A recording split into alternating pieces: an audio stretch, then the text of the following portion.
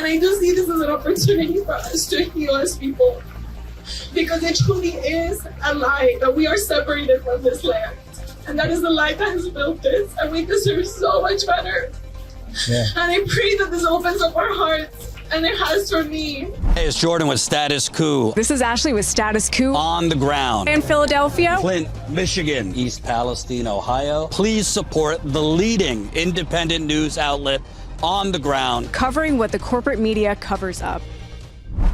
Because we're all here with the same purpose, to let them know that what they're doing is wrong. Let your anger fuel you, and the actions that you will take to stop this. To let message be spread that this is all wrong, and they know it, and we will make them aware of it. Yeah.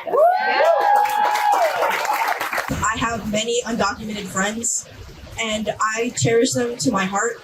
And if I see them just being ripped apart from their families and ripped apart from what the people they love and the people and the land they cherish, that is not okay.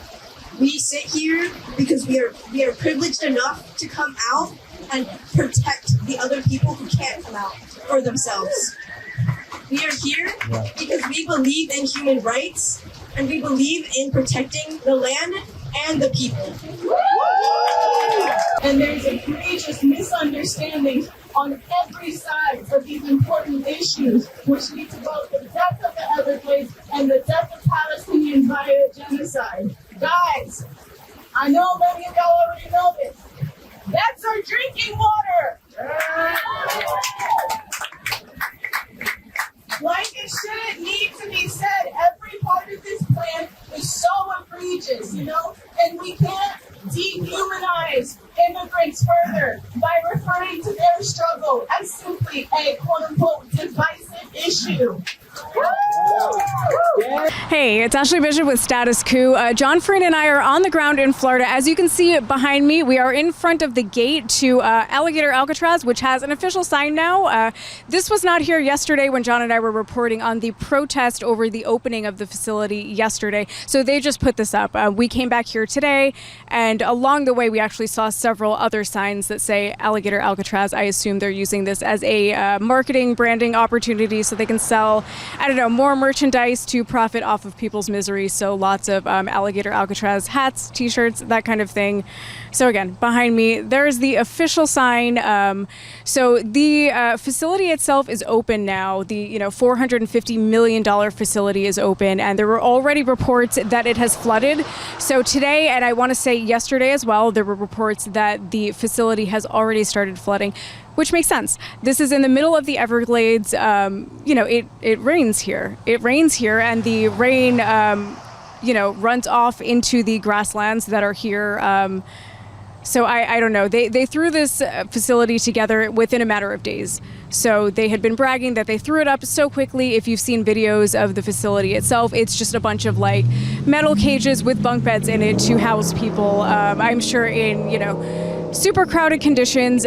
We have talked to people who have been, outside of the facility watching the trucks as they go past. There have been contractors going in and out of the facility that have their names and logos covered up with tape or otherwise somehow covered up so people can't actually see that their company is helping to facilitate this. So we've seen that. Someone that we've been talking to who's been outside of the facility was also saying and showed us pictures of these human waste tanks essentially that they saw going in. So, that is apparently how they are dealing with the issue of human waste here, because the facility itself, again, there are reports it does not have running water yet.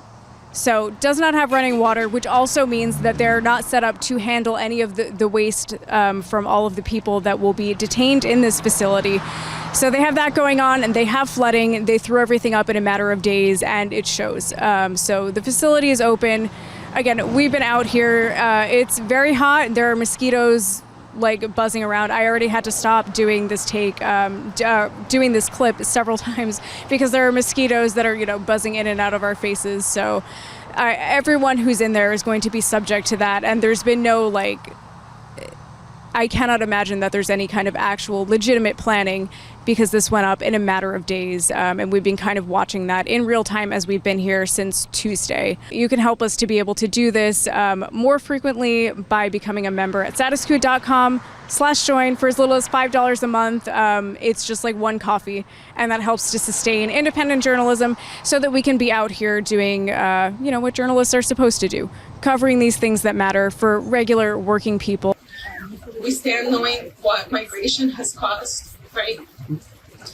And I was connected with some of my folks in Colombia, indigenous leaders out there, and they were telling me about this long prophecy, right? And I felt it here in this moment, because it was, the condor is like our big, bird. And it was a time when the condor and the eagle would come together, right? It was a time where across the nation, right, they would be coming together.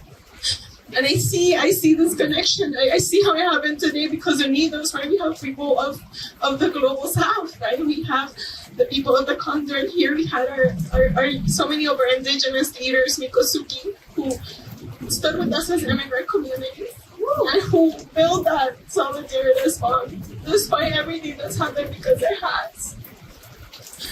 And I do see this as an opportunity for us to heal as people, because it truly is a lie that we are separated from this land. And that is the lie that has built this, and we deserve so much better.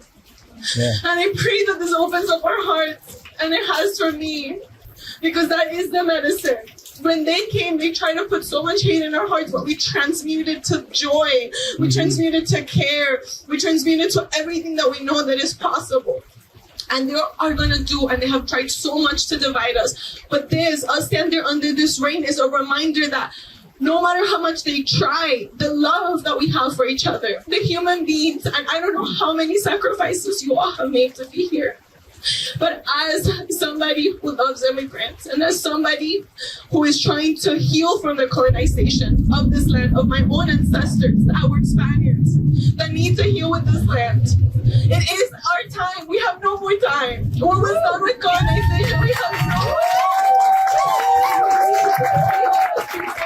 We need to bow to this land, to their stewards, and to all the people who work it. And once we get that, once we humble our hearts, and the people that use faith and God, their hearts will and must be moved by that. I showed up to stand with the Miccosukee folks. I showed up because this right now represents an environmental issue, economic issues, and of course human rights issues. The environment here is threatened. They're putting a lot of taxpayer money into this that could be going to our people, to people actually hurt by hurricanes. A lot of the same resources and the companies that literally should be doing that work are instead putting their resources here. I want to protect critters like this. There's a lot of folks right now that are being convinced that the Everglades is just something scary, just full of creepy crawlies. And I want to make sure everyone knows that this is a beautiful, loving place, that it takes care of us. And that this is not a place that should be tainted with the human rights violations that they are getting ready to commit here. People are saying they're just trying to bring criminals in. We all know the American judicial system has never just brought in criminals. We know already a lot of people are being sent overseas unjustly, sent to El Salvador, sent overseas, South Sudan, people just getting sent wherever. And so we know a lot of the people that are going to come in here are going to be people that look just like our family members, really might be innocent and are going to be tortured. And so I'm out here because I care about people, I care about the planet, and I feel like our tax dollars could be going a lot of better places. And I want to take care of little guys like this. So. I mean, that was all really well put, and I think just, having the grasshopper, the lubbers here, Lubber, having them here just kind of underscores a lot of, what other people have said to me today, that, the Everglades are a beautiful ecosystem, and there's so much more to it than just, even the mangrove forests and stuff. There's a lot more. This is a ecosystem that has, habitats for different kinds of animals, different kinds of, tropical fish live here, and to one of your other points, the money that is being spent on this was earmarked for FEMA. So that money that should have gone to hurricane preparedness, to hurricane relief, which again, like, this is Florida. This happens. Hurricanes happen here with extreme force. All of the money that is supposed to go to that is instead going to this. It's instead going to a detention center where people will be detained, for, as somebody else said, the crime of trying to make their lives better. I don't know if there's anything else that you would want to add to that. Yeah, so I would agree. The hurricane seasons have kind of been getting more and more predictable as years pass, and that happens with changing atmospheric conditions that we've been seeing, as climate change progresses. There's